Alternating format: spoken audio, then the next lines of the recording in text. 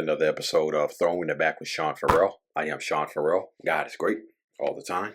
All the time, God is great. Jesus Christ died and he rose again. Let's go ahead and get into it. Okay. So, Dominique Wilkins, okay, one of the best dunkers in the NBA and one of the best players in the NBA.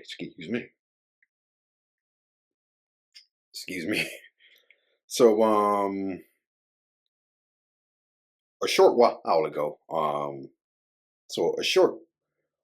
ago, Dominique Wilkins said, "I wish these young guys would stop using us as a punching bag to prove their point." Dominique Wilkins demands respect from today's NBA players. Okay, so the article goes like, Dominique Wilkins has always been open to discussing various topics about the current NBA. He respects every opinion aired by each individual from all eras. The human highlight film expects them to do the same, especially the players of today's game. Okay. According to Wilkins, he has heard a lot of shade thrown at him and the players from his era in recent years. While Nique acknowledged their sentiments and points of view, he stressed that none of them has earned the right to disrespect and discredit the legends who came before them. Okay? For Wilkins, every era and circumstance is different. He firmly believes there's nothing anybody could do about it. However, it's essential for everybody to know their boundaries when expressing their thoughts about other eras. Okay? So Dominique Wilkins had this to say. "One thing about me, I always give credit where it's due. But I wish these young guys would stop using us as a punching bag to prove their point," Wilkins told Esports Insider this past May. "Being a part of history is the most meaningful thing because we all grew up wanting to be like someone. So we have to have that respect." That was from Dominique Wilkins, okay? And when you see guys like Anthony Edwards talking about how only Michael Jordan was skilled, there were no skilled players back in the day. You got players like, you got coaches like AJ Redick calling the 40s and 50s era the era of plumbers, okay? And you got just random NBA players ragging on the legends of the game, okay? Yeah, I can see why Dominique Wilkins is frustrated by today's players who take cheap shots at not only him, Michael, Kareem, Shaq, taking all these hot shots at the legends of the game who came before us, okay? And remember what I said in a video that I made a long while ago.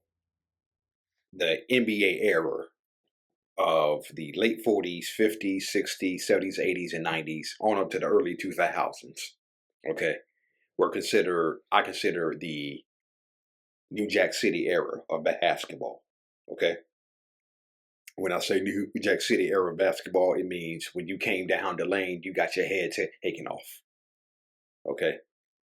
And just to show you how tough the league was, okay, players from the 50s, from the late 40s, 50s, and 60s, let's say, one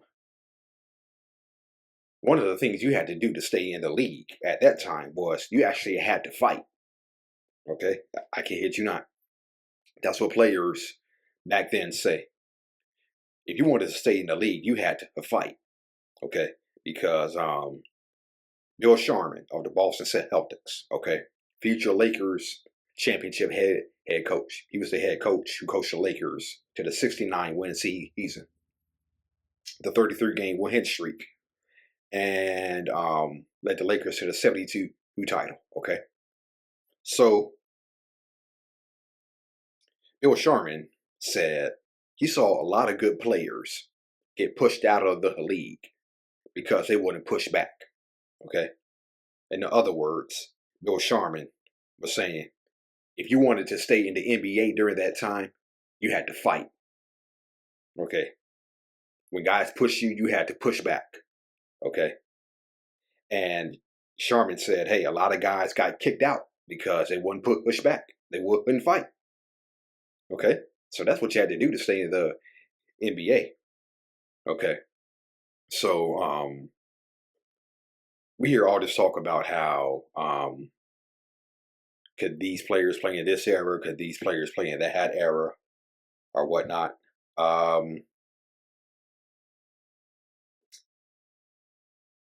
So would players be able to play, today's players be able to play in the era of the 50s, late 40s, 50s, and 60s? I would say to a certain degree, yes, they would. But when you had guys like Wilt Chamberlain waiting for you at the basket, you had guys like Bill Russell waiting for you at the basket, you had guys like George Mikan waiting for you at the basket. Yeah, and you had enforcers, okay, and the rules were completely different in the NBA back then because back then anything went in the NBA, okay, anything goes in the hat era, which means you could tackle somebody on the court and it would be a foul. You could grab somebody around the neck and throw him down and it would be a foul. You could go to the hole and get your head taken off and it wouldn't be a flagrant. Okay. So yeah. So will players today be able to play in that era where there were virtually no rules and anything went? I mean, well, the game had rules, okay? The game had rules, okay? But as far as physicality and fouling and whatnot, anything went, okay?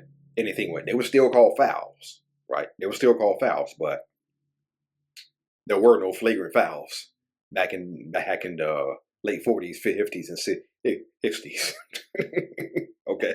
There were no flagrant fouls back then. And I don't think there were no flagrant fouls in the 70s or the mid part of the 80s either. Okay? Yeah, so I would say today's players to a certain degree would be good, but the NBA back then, they virtually didn't have any rules, okay? And anything went, okay? And anything went, which brings me to the subject of John Stockton, okay? He recently had this to say on LeBron a month ago. John Stockton said this, and he was talking about LeBron. I kind of brag on Michael Jordan a little bit, Stockton said on a podcast appearance. I think we were similar built with the Jazz, where guys just tighten their belt up and say, you know what? Let's go to work. We just got to get better. We've got to play harder. We've got to play smarter instead of just, where's the grass greener? I'm going to go there and win a championship. Okay? So, in other words, man, Stockton and Malone were together for the majority of their careers. For a large part of their careers, Stockton and Malone were together. And Jerry Sloan was there too for a large part of their careers. But look at the team that was built around them around 1994, okay? When Jeff Hornacek came, Brian Russell came, Um, who else? Who am I forgetting? Then you add guys like Greg Ostertag, um, Greg Foster, um, I know I'm forgetting someone. Shannon Anderson, Howard Isley, Chris Mahoris. You add those guys, okay? Then you have a team that stays together for about the next 5 years, okay?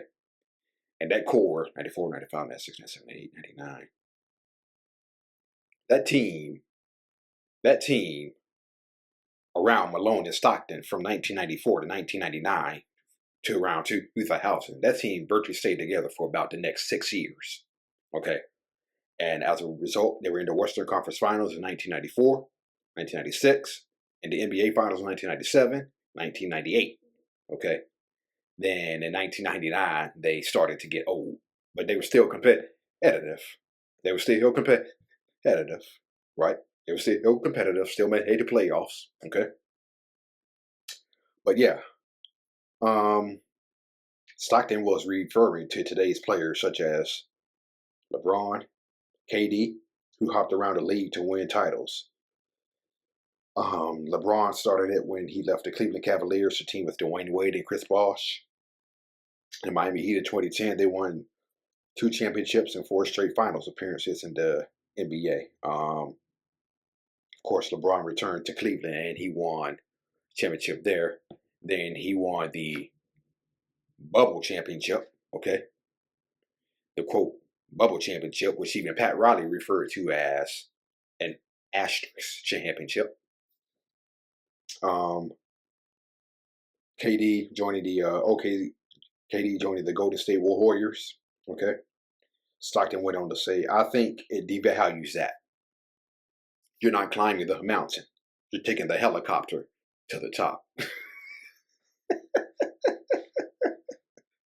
That's what John Stockton said of these guys who team hop to get his championships. You're taking the helicopter to the top. You're taking the easy way out. Okay. So when John Stockton said that, it made me think of the players who had to climb the mountain every single year before winning championships, okay? So let's start with the Los Angeles Lakers, okay? The Lakers, they climbed the mountain every year, but never could get past the Celtics, okay? They never could get past the Celtics in 1962, 63, 65, 66, 68, and 69, okay? Never could get past the Celtics.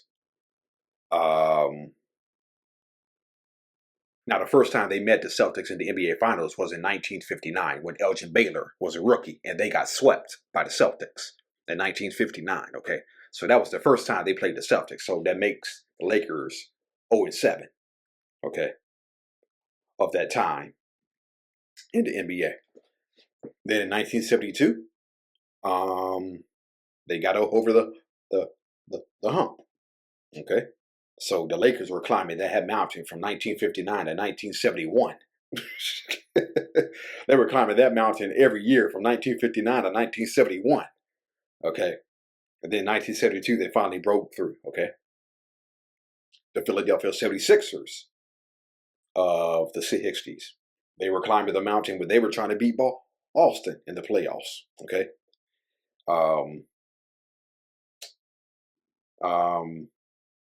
I believe it was 1964 when they first met. When the Philadelphia Warriors were still the team in Philadelphia. The 76ers weren't born yet. The 76ers used to be the Syracuse Nationals. Okay. The 76ers used to be the Syracuse Nationals. Then the Warriors moved out to the Bay Area. Then the Syracuse Nationals moved to Philadelphia and were renamed the Philadelphia 76ers. Okay. So Wilt and Russell's first postseason meeting was in 1964. Okay. When the Warriors met the Celtics in the NBA Finals, and the Celtics won 4-1. 1965, Havlicek steals the ball. Okay. 1966, Celtics again. Then in 1967, Wilt finally broke through when they defeated Boston 4-1, and ironically defeated who?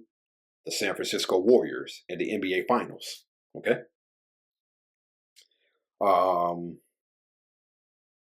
So yeah, Wilt was climbing that mountain every year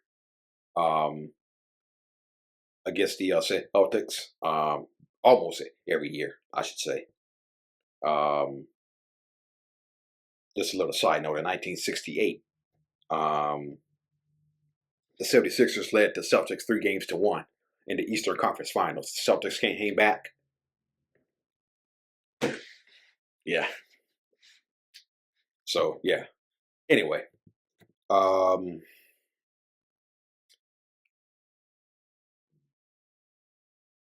The Detroit Pistons, okay? The Detroit Pistons of the 80s. When Isaiah Thomas got there in 1981, they were climbing that mountain from 1981 to 1988, okay? Then in 1989, they finally broke through. 1990, they won it again, okay? I would say the Philadelphia 76ers, to a certain degree, of the late 70s, early 80s, were climbing a mountain. The first time they made the NBA Finals was against Portland in 1977. They were up 2-0. Blazers came back and won 4 straight, okay? And then the next couple of years, they were eliminated out of the playoffs. 1978, 79. Made the finals in 1980. Lost to the Lakers. 81, they led a 3-1 deficit.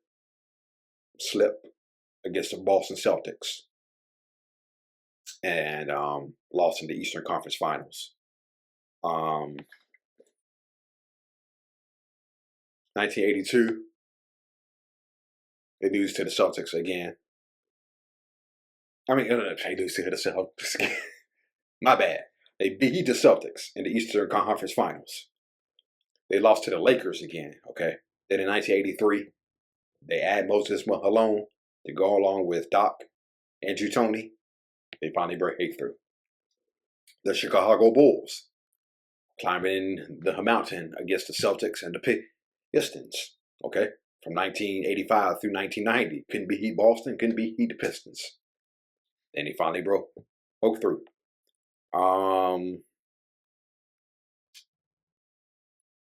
The Los Angeles Lakers, to a certain degree, 1997, 98, 99, were climbing a mountain. Alden and Phil Jackson broke through. The San Antonio Spurs were climbing the mountain in the 1990s before they finally won in 1999. So yeah, but